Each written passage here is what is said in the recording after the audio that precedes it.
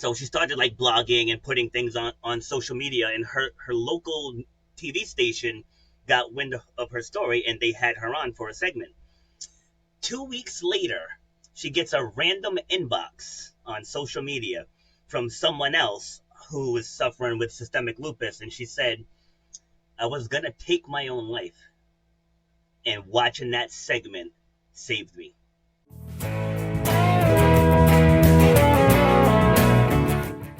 I'm Kandas Rodarte. This is Gratitude Geek, the podcast for micropreneurs who dare to build bold brands and lasting connections on their own terms. Today's guest, Robert B. Foster, is a speaker, coach, and author who believes your story isn't just something that happened to you, it's the most powerful tool you have for connection, confidence, and growth. We're chatting about how sharing your struggles can strengthen your business, speaking up even when you're scared, and why your past doesn't define you, but your comeback might. Welcome, Robert. Thank you for having me. So tell us your story. How did you get to where you are today? Oh boy, you said we only have 45 minutes. Oh man. So let me start. We'll start in 2009. It's like usually I start with my childhood, but let's start in 2009. So I had in 2008, I was starting to get into fitness, right? So I managed restaurants for a while. And so I started training. I turned my garage into a gym. And I just started because, like, I didn't get the fixing cars, handyman gene. Like, I didn't get that. But I'm good at motivating people and inspiring people. So I just took what I did in the restaurant and I started applying it to fitness. Because in the restaurants, I made the cooks feel like they're more than just cooks. I made the servers feel like they're more than just servers. And, we just built a really good atmosphere there. So as I started transitioning into fitness, give it a couple months, I'm starting to figure out the industry and know what I'm doing. And then I started looking at the money I was making, working 12 hours a month, teaching classes, and then the money I was making working 240 hours a month. I was like, this one stresses me out. I come home worn out, disengaged with the family, I'm burnt out, I'm missing all the appointments, missing the after school activities. And it's like I'm carrying that stress all the time. But when I was doing my classes, it's like that's the happy place. It's like the people want to be there. Everyone's pushing each other and inspiring each other. But I don't want to say trapped, because people kind of trap themselves with that security. Getting that paycheck every Friday and having the insurance and having vacation days and paid time off and all of that stuff. Like you really do get trapped. It's like, but this over here makes me happy. And so getting the courage, well, actually I can't even say that because I never got the courage to leave the restaurant industry. I got fired. so I never had the courage to actually walk away. But that moment, like in losing my job, to your point earlier, I could have used that to just go down into a dark place, or I can use that as like, hey, the universe has just spoken, go pursue fitness. So I started moving in that direction, and that's what really jump-started where I am now. I want to talk about the restaurant industry for a minute. I saw a reel on Instagram the other day, and it was a head chef in a restaurant. And he said, if you're having trouble finding people to work for you, here's what you're doing wrong. You're not paying them enough. You're making them pay for their own meals. You're not treating them like family. I mean, he had this whole litany of reasons why he wasn't able to, a restaurant wasn't able to keep good staff. And honestly, if I knew that I was going to get paid $3 an hour and then rely on tips to make an income, I mean, I probably would do okay because I'm excellent at customer service. But for the most part, it is not an attractive gig to work in the service industry because they don't pay well, right? So why not, if you want to have good staff, when you want to attract them, don't make them pay for their own meals, feed them, and pay them well. Do you want to talk about that? Since you covered it a little bit earlier. So ironically, I do work security at a restaurant now on the weekends. So I do just on Friday, Saturday, and Sunday. It's I think we are the most expensive buffet in the country, and we're ranked in the top 3. So like it's a busy place. Like we get bus tours from all over. Like on a Saturday, we can see 1,500 plus people, and people always rave about the staff, right? So the first one they see is me, so I greet them with a smile, find out where they're coming in from. But the food is top notch, the drinks are top notch, and the service is top notch. Even with people working double shifts, everybody's smiling, everybody helps each other. There isn't any of this, it's not my job, it's not my job. And where does that stem from? So this business is family run, right? So the family is there, right on the front lines. They're at the door taking cash. They're seating people. They're bussing tables. They're carrying tables and chairs. It's not like a corporate place where you might see your director of operations once every 2 months, and then they walk in, bust your chops, and leave. And it's like, I've been killing myself every day here, and you're going to talk about dirty bins. I'm like, seriously? But there, like, everything gets stripped and cleaned every single night, and it's just such a really good place to work. It's like I don't really need to work there anymore, but I stay there because of how they treat everyone. Yeah, and that it's not just how you treat your staff, it's how you treat your clients, which translates to every other industry. Yes. So talk about that. So I'll answer that one with a story. Right. So I have my own podcast. It's called Shut Up and Grind, and I have a book by the same name also. So I interviewed a guest. I want to say this was 3 years ago. She started a business because her sister suddenly passed away at the age of 36. And then they had to scramble to get all of her final documents and all that stuff together. So she started a business doing just that. So people can store all their documents in one area. So heaven forbid something happens, the people left to pick up the pieces, they can easily do that. So as I'm interviewing her, we're going back and forth, and I'm trying to get her to talk about what happened to her sister, and she kept dancing around it. Like she didn't want to talk about it. But I said to her, I said, I gotta tell you, I said, I have 6 siblings. Okay, 6. So as I'm listening to you right now, your product doesn't resonate with me because I don't know what happened. I said, I personally think it's important to, like, you started your brand. So like why don't we turn this into a memorial of her and share what happened? So like she thought about it for a second, and then she opened up about what happened. And so when we were done, like, she said she had never told that on a public platform before, but she also thanked me for pushing her to go there because I helped her see the importance. Like, the story is what makes the brand. It's not like McDonald's. Well, actually, yeah, take McDonald's. Like, what was their shtick going up? Getting food in like under 3 minutes. Like that was their selling point. Like, everybody sells burgers, but like you can get a burger here in 3 minutes and under. So that was appealing for people. So I said to her, I said, I would go through your about section, and I would completely rewrite that. So that way someone like me who has 6 siblings, now hearing that story, now I'm thinking, what if that happened to one of my siblings? It's like when you're telling your story, it's really not about you. It's about the people listening or reading it. What are they going to pull from that story? And so I think she ended up doing that too, and revamped the entire thing. Because like you said in the intro, in the beginning, that it's, how did you word it? That, I forgot what you said now. I was just about to reference you, and I lost it. But basically Building about genuine connections. owning your story. Oh Well, yeah. owning your Well, yeah. story. Building your business on your own terms, owning your own story. Yeah. Yes, and oh, that's what it was. Where about people focus on what happened, right? And it's not so much about what happened; is how did that not break you? That's where the story is.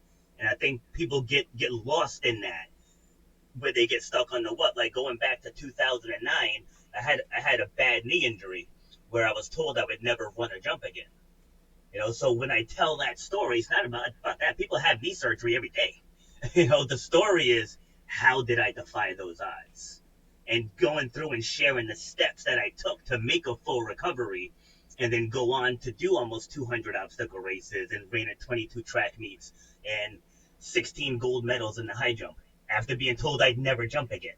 You know what I mean? So it's not even the what happened. It's not even the what I accomplished. It's the road, how I got there. That's what makes the story. Well, a lot of that is mindset. So I want to talk about sharing your story because I remember having this conversation with an attorney, and he wanted to have coffee with me because his wife had just finished breast cancer treatment, and he wanted to hear my story because I've been in breast cancer treatment for 11 years. I'm living with Oh wow. metastatic breast cancer, and he wanted to hear my story because he had some concerns and questions. And I just sort of offhandedly mentioned, I've been always been really open with my story. And lately I have been struggling with mental health. And, I started on an antidepressant. And I really want to be able to share that part of the story. And he was like, well, why? Why do you have to? It's like, because I've always been open. And I mean, people look at me, and I never really got into, because it only lasted about a year, and I'm no longer on antidepressants, but I had about a year. We had just moved to Michigan. There was a lot going on, and I just needed a little extra help, right? I just need a little help for about a year. But I never really talked about it because I didn't know how to address it. But my thought process was, people look at me and go, oh my God, how is it that this woman she's in cancer treatment every 3 weeks for the rest of her life, and she still shows up, and she still does the best that she possibly can, instead of, I could feel sorry for myself and not be out here doing whatever I do, right? I could just feel sorry and suck my thumb, right? But I wanted people to know that even though it looks like I'm doing great, I'm not right now. And here's what I did about it. I just never felt the time was right to share it then. I mean, I talk about it now Yes. a lot, but it is part of my story. I mean, part of my story is, no, I'm not always happy. I'm not. Sometimes I'm not happy. I might look like I am, but I'm not. But just because on the outside you see somebody who's always smiling doesn't mean that I don't have my hard days, right? But and it's important to tell that part of the story too. As I'm listening to you, the word that popped into my mind was acceptance. Because you had said that before it wasn't the right time to tell the story because you're still trying to reconcile with what you're dealing with, and Yeah, I've absolutely. been I there. I was mean, I was doing self care at that point. yes, My yes, self care was more important. yes. Like, and I always use fire as an analogy. So during that time, you were still in the fire, like you haven't stepped out of it yet. And for a lot of people, it's understanding how to tell the story. Because like you don't want to just say things because then people are going to receive it as like a woe is me kind of thing. And that's what you don't want, especially if you're getting on a platform or if you're getting on the stage, going to go speak in the schools. Like you don't want to come off as a victim. You want to come off as a victor. So how you tell that story is what matters. And people can get ready at different stages. When I lost my dad, I had a podcast the very next day. And it was rough to do, but it's like I wanted to get to a place of acceptance as quickly as possible. It's like my brother and my nephew, like it took them longer to get to that place. Like think my nephew put on like 50, 60 pounds or something like that, and he just fell off the wagon, and my other brother went into a depression. I was like, I need to just face the music, right? And so 4 months prior to his passing, a woman booked that podcast slot, and our topic was grief. It's like who would have thought? So I just took that as a sign that I'm meant to just get on this platform, let the tears flow, and just face it, just face the reality. And then we just started getting to work, because he was an engineer, so he had 3 separate garages and a shed right here in the house, so he had stuff everywhere. But like as we're going through his stuff, like these memories just pop up. And so you start going from a place of sadness and grief and loss to gratitude. Hmm. It's like, oh, I remember when he built this. Oh, I remember that day that we did XYZ. Just insert the memory. So instead of getting stuck on the fact that he's gone, because like I've always had the mindset, death is a part of life. Like it's coming for all of us, right? Death is undefeated. So I mean, yeah, it's sad when you go through it, but like he was 79, 7 kids, like 30 something grandkids. It's like he lived, and he always said he didn't really like want to be old to where he can't do stuff. So the day before he went to the hospital to have open heart surgery, he and my son fixed my mom's car. So like Wow. literally right to the very end, like he almost called it. He was like, when I can't build anymore, he's like, that's when my time is done. So like he almost called his shot. But it's getting to that place of gratitude can get you out of any type of depression or funk. Just all right, so this is happening, but all of this stuff is happening as well. So it's like, do you want to, again, going back to the fire analogy, it's like if your shoe was on fire, you're not going to just let it fester and consume your entire body. So Mm-mm. dealing with mental health is the same thing. It's like you got to find what outlets can you utilize. Like with me, to your point, I get angry sometimes, and it's like I'll put on headphones, I'll put on some type of motivational thing. I'll listen to a podcast. I'll listen to some of my own podcasts, and I just go for a walk, and that's how I decompress. Then you come back in level headed, and you get back to work. But other people go the other direction, and they lean into the anger. And if you lean into the anger, that's where the bad stuff can happen. So getting to that place of acceptance is the first step into to being able to tell your story. Like, all right, this happened. This is my reality, but I'm surviving it every day. So let me just start journaling how I'm surviving it every day. And then next thing you know, your story's written. There's two things there. One is everybody deals with stuff. I was going to say the other word, but everybody, I want to keep this PG-13. Everybody deals with stuff on their own terms and on their own in their own way. Leaning into anger is never the right way, but sometimes you got to throw stuff at the wall. I mean, if throwing plates at the wall for 5 minutes is what helps you get it out, then throw plates at the wall for 5 minutes. Just don't throw them at anybody, right? Um, but everybody has their own way. Um, but something that someone said to me was that your story helps other people.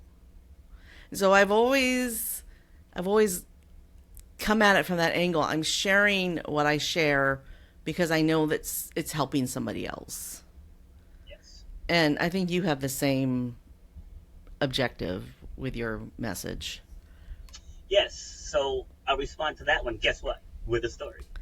So I interviewed Cassandra Hill on my show. She was actually on my show twice. So she was diagnosed with systemic lupus. And so she was in and out That's a of the tough doctor's one. office. Yes, in and out of the doctor's office. And they didn't really have any answers for her. So I guess they exhausted their experience. So she was left to deal with it on her own. So she started studying fruits, vegetables, juicing, what combinations work best. And lo and behold, her symptoms started to retract.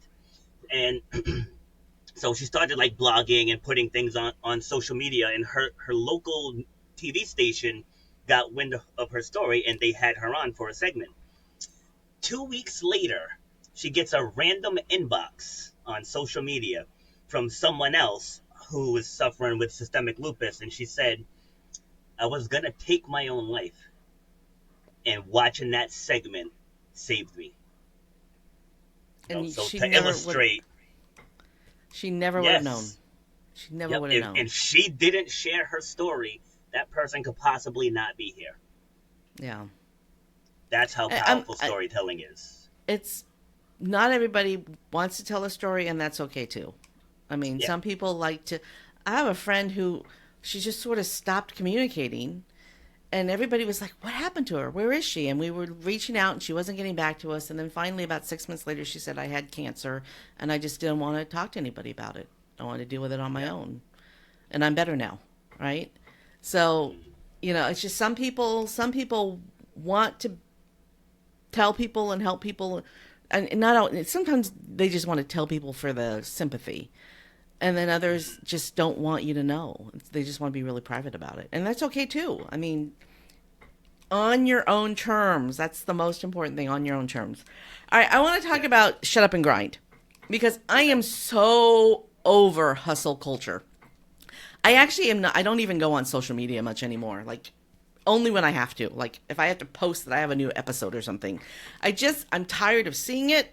I'm tired of feeling like I have to do it, and I'm tired of the culture around it. I just hustle it's on your own. I mean, my objective when my kid was little was that I was there for her when she got on the bus and I was there when she got off the bus. And if I couldn't make my schedule work around that, then I was doing something wrong. And that just, I want to get back to that, being able to just dictate. You don't have to be a gazillionaire to be happy. You have to be able to, what makes you truly happy is dictating your schedule. Your schedule makes you happy, right?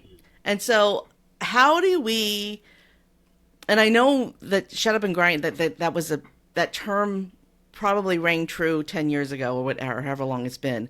But now we need to reconcile that culture with self-care. So talk about that. Yeah. Or So the push shut back up. against me. You have permission Well, to no, push like, back. well, I tell people that there's no one way to do it to do everything. Like there's 9 billion people on the planet, right? I give panels on my show every now and then. I'll bring back 6 of my former guests. We'll pick one topic, and we each round table that one topic. And 90% of the time, we get 7 different points of view, or 7 different ways to do stuff. Mm-hmm. So my products are geared towards the people who are stuck where I was, because I told you everything in this book I've lived through. It's not something that like I read somewhere and said, "Oh, I need to adopt that." Right? Something that I've lived through. So remember, I said the the period between the restaurant and fitness, I was in that stuck zone, right? And it's having the guts to leap to what you actually want to do. Like I was happy and fulfilled watching people hit their weight loss goals, watching people run a full lap without stopping, watching women do their first push up ever. It's like watching those things, like it lit my soul up. But I kept falling back into this because of the security.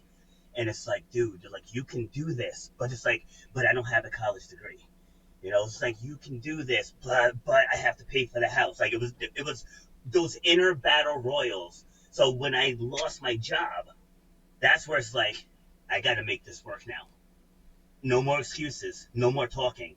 Like this has to work, and that's true even today. Just I think the culture you're talking about, and if I'm wrong, tell me, is about people like pushing like money and things and chains and cars and all of that. I could care less about any of that stuff. I know I wake up every day and I'm doing stuff that makes me happy. I get excited to go to the gym and teach my classes. I get excited when my athletes come in and watching them excel. The vertical leap increases. Their 5K time is going down. The high jump is increasing. So all of that stuff brings me joy. And the things that I do every single day, like that's the grind I'm talking about. I could care less about the flashiness. I show up in a tank top because this is who I am. I'm an athlete, a track coach, and I'm a fitness coach. So this is my authenticity. Like I'm not trying to just show off my arms or anything, right? It's like this is who I am. This is what I wear in everyday life. Like if I showed up in a long sleeve shirt and a tie, that's not me. Maybe back when I managed restaurants because I was forced to wear it. but now this is how I show up. So it's about when people come to me and as I'm listening to them explain all of the whys, why they can't do stuff, I'm like, all right, are you done? Like, are you done now? Because now we can talk about getting to work. Like, you came in here and said you're borderline type 2 diabetes. Your doctor said you need to lose 30 pounds. Your mother died of a heart attack. And it's go right down the list. And you're letting these things stop you. It's like, if you want to get here, you got to cut the noise and get to work. So that's the theory behind Shut Up and Grind.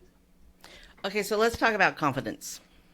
Yep. Because I think that this segues really nicely into that fake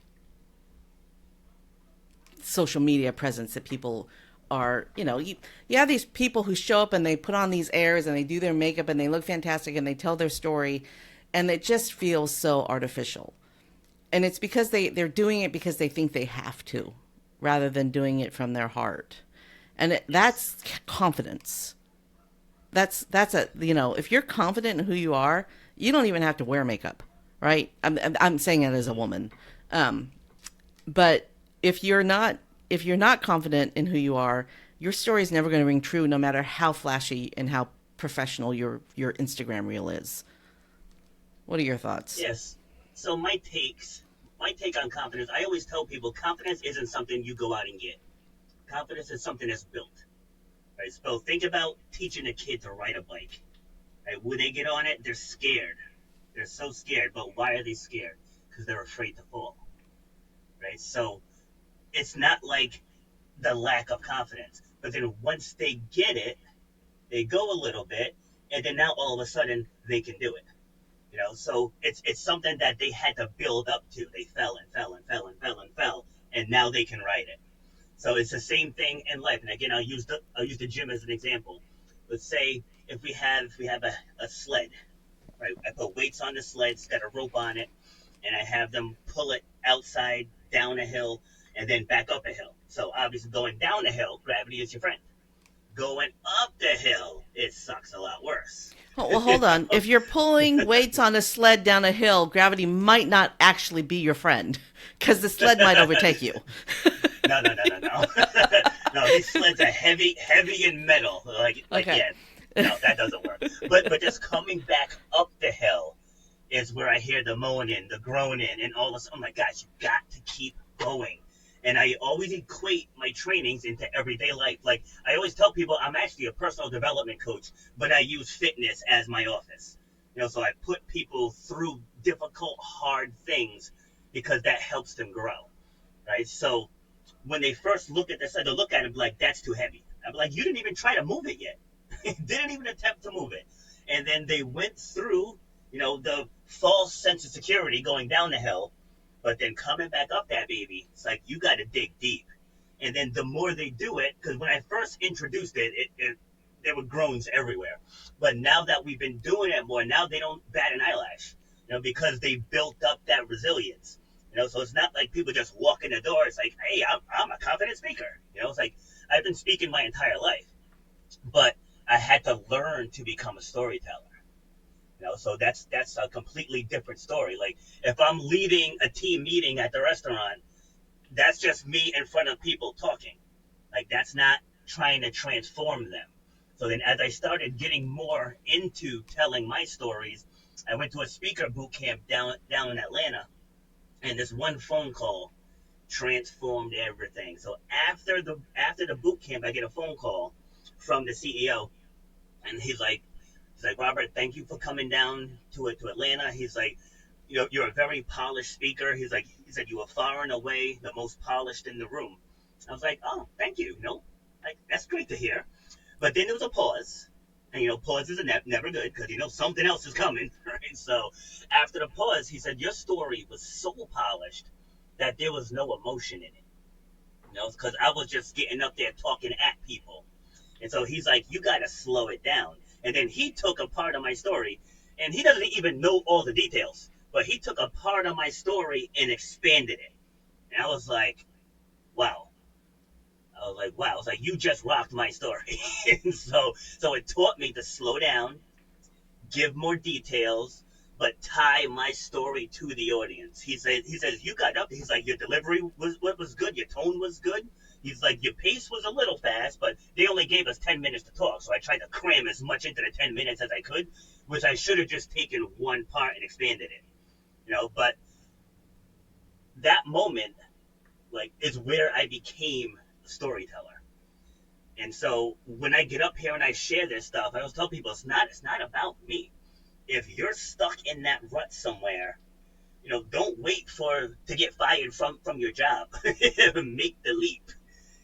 Make the leap. Although, just to piggyback on that, when I did lose my job, I got on unemployment. And while I was on unemployment, I got my fitness certifications. So it's a lot of people get on unemployment and they go hang out at the beach all day. It's like that's you got to build something. And then so a couple of years ago, I had walked away from my fitness business, and now I'm working on building, turning this into a program where I'm going to be actually working with veterans to tell their stories of PTSD. Because when my father passed, he held on to some stuff from the Vietnam War. That like he held on to that stuff for 6 decades. So it's all about building something that can help people long after I'm gone. I want to just dig into storytelling a little bit because I believe that a story can be one sentence. Yeah. And you were right when you said it's about the audience. So I was thinking when you were talking about pushing the sled up the hill. I was thinking about a time I was on a walk with my father and my daughter. My daughter was still probably maybe 14 years old, and my dad is a very healthy, fit guy. He swims 3 times a week and he's in his 80s. I mean, he's very fit. Wow. And we get to this point in the walk where there are probably 50 or 60 stairs that we have to walk up. And I'm not in the best shape. And I'm looking at those stairs and I'm thinking, that's going to kill my knees. And I thought the best way for me to get up these stairs is to take a run, to just run them. And so I just ran up to the top of those stairs when my daughter and my father are walking up behind me, and I'm at the top. And it didn't hurt my knees, and I felt really good about making that choice to run instead of try to walk. And the reason why running up the stairs is better is because you put less pressure on your knee because you're only putting your foot down for a second when you're running, right? Yes. So it was less pressure on my knees instead of my full weight. It was just on, it was just, I just knew that would be the better way. And that's in a lot of things that we do. Sometimes you just have to push through. Sometimes you have to run up those stairs. I just told a story in like 4 sentences. Yeah. I told a story and it ended with a moral. Right? The moral of the story is sometimes you have to push through, sometimes you have to run up those stairs. That's Yeah. how easy it is to tell a story. Do you want to expound on that? I do. Yeah. So I do obstacle races. So no, not last. Yeah, it was last year. So I did this race in New Jersey. It's on a mountain. It was about 14 miles. And so I went with I went with the owner of the gym that I manage and two of our members. Now, I had done this race probably 13, 14 times before. So like I'm very familiar with the terrain and everything. For the three of them, it was their first time. Now, I had an injury and I probably shouldn't have done this. But I know if I bail, those three were gonna bail. Because like they were kind of doing it because I said I'll be there. I've done this. I'll guide you. I'll pace you. All that good stuff. So I ended up doing it. One of the women on the very first climb was already saying, "I don't think I can do this." I'm like, "Cause you're worried about the end. Don't think about the end. Let's get to mile one." Right. So by mile three, we were getting ready to go up another steep part, and she lost it for a second. So I let her vent. Like get out what you need to get out. And then I put my hand on her back, said again, let's just get to mile four and we'll reassess. Let's get to mile five and then we'll reassess. And we just repeated that until we finished. And when we were done, she was like, I can't believe I just did that. I said, but that's why you keep going, right? That's why you keep going. Like, if, when people want to write a book, like it took me 3 years to write this, but like I look at it now and it's just like, wow, just to see something I created available on Amazon and at a local bookstore here in Rhode Island. But you got to go through the hard stuff to get to the reward. And a lot of people quit when it hurts. Again, using the gym as an example, it's like I do a lot of my classes are timed because like if I say do 5 push-ups, what are you gonna do? You're gonna do 5 push-ups and stop, right? So I set the clock for a minute. And now in that minute, you might get 7 to 15 push-ups. You might get 20 push-ups in that minute, right? So it's like don't give yourself a limit. So that's what I want the takeaway from this to be. Don't put a limit on yourself because you'll be surprised what you can get through. The other thing though was that you were there holding her hand on the back through the process. Yes, And there is something to be said for having a tribe. Right? That's yes, why masterminds are so powerful. Because absolutely. the tribe holds you accountable for the things that you say you want to get accomplished. And if you don't Yes, get them accomplished, they ask why not. This is so I think that it wasn't just that's why having a coach is so important. For anything, a fitness coach, a weight loss coach, a productivity I'm a productivity coach. I help solopreneurs get stuff done, right? It's having someone to help you and cheer you on, but also suggest ways that you can be better at it or encourage you to keep going. I mean, if you don't have that, it's really hard to push yourself. You know, Yes. I remember Harrison Ford talking about how this was years ago, many years ago. He's talking about how he never wanted to play Han Solo again because he didn't believe in the Force because he thought we need to force ourselves. But you can't just force yourself. You need a tribe. I mean, the reason why people get married is because they want someone to witness their life. They want someone to be there for all the things that you do. Forcing yourself, making yourself do it is great, but why? Unless there's someone there to celebrate you. Yeah, I always say we're designed to work together. Mm-hmm. We're designed to, like, I was at the gym the other day, and we were doing one of the exercises. There's like a kettlebell on this long rope, and they have to pull the kettlebell all the way up. And so it's not on a pulley, so the direct friction kind of like adds probably 20-25 pounds to it. So like I'll go over and I'll give it a little nudge just to get it started so that they can pull it. And so one of the women is like, don't help me. And she's trying, and she's struggling, and she's like, no, don't help me. I'm like, just let me tap the thing. I'm like, you clearly can't do it, so let me just give you the little nudge. So I give her the nudge, and she goes. And I said, see, teamwork is better. That doesn't make you any less strong. You know what I mean? It's like I'm bigger and heavier than you are. It's like that's why I can do it. You know, it's like there's nothing wrong with getting assistance. Nothing wrong at all. It's necessary. Like when people say that they're independent, I'm like, no, you're not. You got a whole tribe. You got a banker. You got the people at the supermarket. You got the people at CVS. Like you're not doing stuff yourself. You're not in the woods hunting your own food. You know what I mean? It's like that word's been so over stigmatized. Go ahead. Going back to the restaurant industry, you can be the best chef in the world. You could deserve those Michelin stars.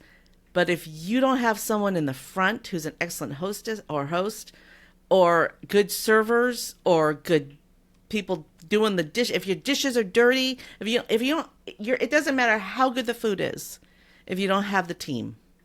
You need a Yes, whole team to make a restaurant experience good. absolutely. Yeah, That we in just any keep coming. facet, You keep coming back to restaurants because they're the perfect example of they everything. really are. I mean, if you have a well-run restaurant, you don't even see the dishwasher, right? You just the True. dishes are just clean, right? you know? Yeah. And so, yeah, I mean, the restaurant industry is an excellent example. It's like food trucks. I mean, even a food truck has more than one person in it. True. Very true. You need a team. Okay, so you Yeah. have this worksheet that you have created about prioritizing yourself without guilt. Tell me about that. Tell the Yes. audience about that. Yeah. So that's actually, I believe that's chapter 5 in the book. So the book And the is book is Shut Up and 15. Grind. This it's only 15 chapters, right? But built into the 15 chapters are 13 worksheets, right? So it's how to tell your story. Like you asked me earlier, this is the answer. So like I put through, yeah, I'll read you some of the titles, the chapters. So chapter 1 is there's nothing wrong with you. You know, because a lot of people always say, "What's wrong with me?" There's nothing wrong with you. You just need some guidance. So that's what chapter 1 is. Like I said, chapter 5 is the prioritizing yourself without the guilt, and I deal with that Well, especially in the gym. can I push back on that? If you are a Yeah, yeah. mass murderer or a pedophile, there's something wrong with you. No, well, that's different. I mean, this is targeting people that want to better themselves. I'm not talking about that. Of course, if you molest children, yes, something's wrong with you. No, but just like most people that get stuck in that rut and they think they can't get out of their own way. That person, it's like there's nothing wrong with you. You just need guidance. You know, like and I give stories to back up all of those. So like the corresponding story with that was growing up. I had a stutter. I had skin tags on my right ear, and I was short and skinny. You know, so like the rest of my siblings, like my brothers, were over 6 foot and muscular, and I was 5'4", 88 pounds. So it was like I spent like my first decade like, why am I different? And then my speech pathologist said, He's like, Robert, he's like, there's nothing wrong with you. He's like, you just need to slow down and let your brain and your mouth get into alignment. So like this whole time I'm thinking there's something wrong with me and I just simply needed to slow down. Right? So most people who are stuck in that rut, it's like all you need is clarity. Mm-hmm. Like you'll hear me use that term on my podcast constantly. It's like clarity. Once you have clarity, then the actions start to fall into place. It's like people don't take the actions because they think they have imposter syndrome. They think they're not ready enough. They think they need another degree. It's like they're thinking that they're not enough the way they are. Just get started now. I had a conversation with one of my clients recently who said, well, I don't feel like I'm an expert. And I go, you know more about this subject than I do. You're an expert to me. If I had a question about this, I would ask you. Bingo. You know, Bingo. you know more than someone else. So in their eyes, you're the expert. I was just gonna say, like in the gym with new trainers, you get that a lot. They're like, oh, I feel like I shouldn't charge as much as you charge because you've been doing this, for 16 years. I said, the people coming in don't know that. The people coming in see you as the expert. I was like, so you already have it. To your point, people take away their expertise when they are like the second somebody walks into your office, they're looking at you as the expert. So I just wanted to highlight that point. Yeah, that's a really good point to highlight. Um, so is there anything that we haven't covered yet that you wanted to talk about that you just absolutely So have much. to talk about? God, we could talk for like 5 hours. Told you, I got stories for days. We haven't even scratched the surface. But if you ask me for like a final word kind of thing, I just tell people get started. Like when I started my podcast, like Riverside doesn't allow backgrounds because I usually have my background all decked out back there. But I tell people like my first probably 10 episodes, I didn't know what the heck I was doing. Going back to what I said earlier about you need reps to gain proficiency, and then that's once you're proficient in something, that's where confidence comes into play. So whatever that thing is, like I said, it took me 3 years to write my book, but I had to get started. That first sentence was the hardest, but then once I got the first sentence, it started to flow, and then I Hmm. just procrastinated on it. That's why it took 3 years, Running But up the stairs, running up the stairs. I ran up the yes, yep, stairs. running up the The stairs, same. That's the absolutely. same concept. Yep, yeah, just because what happens is we focus on the possible struggles. Hmm. Like if I say, hey, this stock, has the potential to go up 20%. You're like, oh well, what if it doesn't? What if it does? It's like there's two sides to every what if, and I just encourage people lean into the outcome that you want, get clear on that outcome, and then just get started, and then you'll see the opportunities all around you. I frequently watch a YouTuber, and something he said recently really resonated with me. He said, "Look at it from the angle that you're going to get rid of everything." It was about decluttering. Look at it from the angle Mm-hmm. about you're going to get rid of everything, and in order for you to keep it, it has to really mean something. I mean, there's just those different way. There's sometimes that little tiny like, oh, I don't have to keep all these birthday cards that I got this year. I can read them and throw them away, right? I can read them, absorb the message, and feel the love, and I don't have to keep the clutter. Really, that's fantastic. you know. That's great. Let's wrap this. Let's like put a ribbon on this for the listener about storytelling. Do you have a formula or a suggestion on how somebody can take their painful story and turn it into something that inspires other people? Well, yeah, yeah. Again, the book, like it's literally a step. It really is a step by step guide. It takes the your current state. It takes the three biggest things that you've gone through in your life, and it helps you extract every detail of what you went through. So that's where a lot of people get stuck because they don't want to revisit the hurt. But we have to revisit what, and then you got to pluck out those teachable moments, and then that's how you weave that into whatever your audience is looking for. Like people come to my show because they need inspiration. Like they're stuck, they want to do something, they want to make a change. Like they want to start their own podcast, they want to do a blog, and they come and they hear the stories of myself and my guests and what my guests have gone through. And so you got to figure out who needs to hear your story, and then you pluck out the relevant parts of the story. Just like coming on today, like I said, I usually start with my upbringing and my childhood.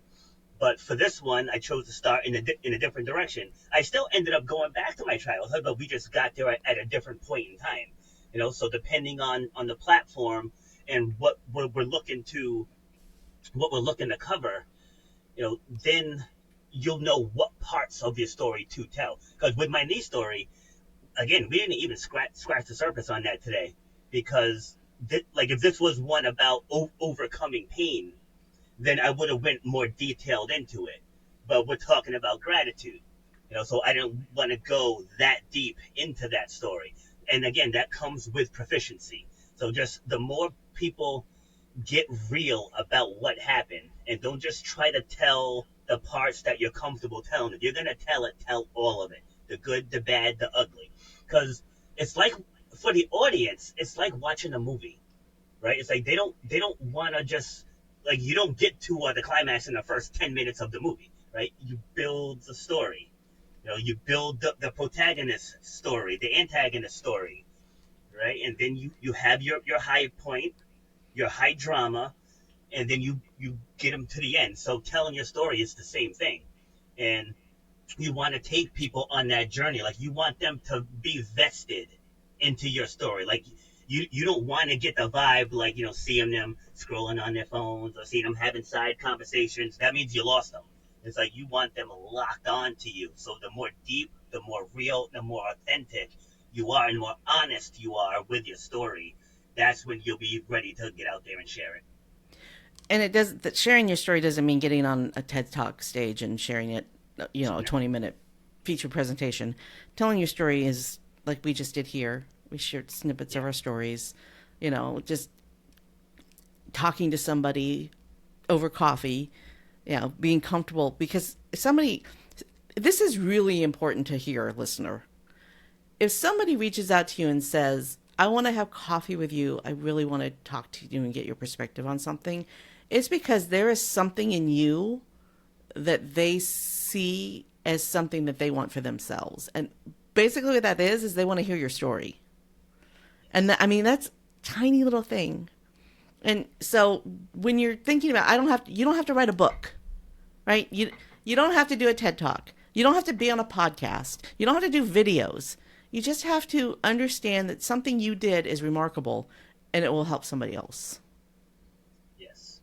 Yeah, even if they record themselves and just watch it themselves, just hear you. Like, in the gym I'm in now, everybody's thin, but in my other gym, we did a lot of weight loss challenges, and I would start a Facebook group, and I would tell everyone, record a 30-second video and post it in the group of you telling you what your goals are. I say, because I can get up here and go live every day and give you the rah rah speech, but there's nothing that I'm going to say is going to be more powerful than you hearing your own words. So that's Going back to huge. that whole thing with the tribe, you Yes. put your 30-second video in that Facebook group, even if it doesn't matter what the challenge is. You put your little 30-second video in there, and there's somebody who that video is going to resonate with, and they're going to be your Yes. champion and your cheerleader. And you won't know it unless you put that video in there. What's a Right. great idea? Okay, if you run a Facebook group, that right there is a gold. That's gold. It's gold. I hope you take, if anything, if you run a Facebook group, I hope you take that little piece of advice. Some things it has to be a private group. Don't do it in a public group. But anyway, again, I'm not on social media anymore, so. And so here's the thing. I am not on Facebook very often. I mean, I go on and I post my podcast episodes.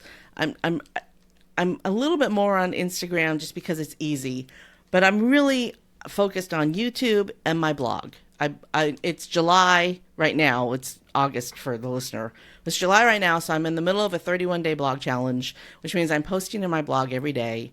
and I put out my videos, 2 or 3 videos a week on YouTube, and I'm consistently putting content out there, right? Sharing my message with the audience. And I don't have to do that on social media, and it feels good, right? It feels good, and I know I'm reaching the right people, right? I'm reaching the people that it resonates with.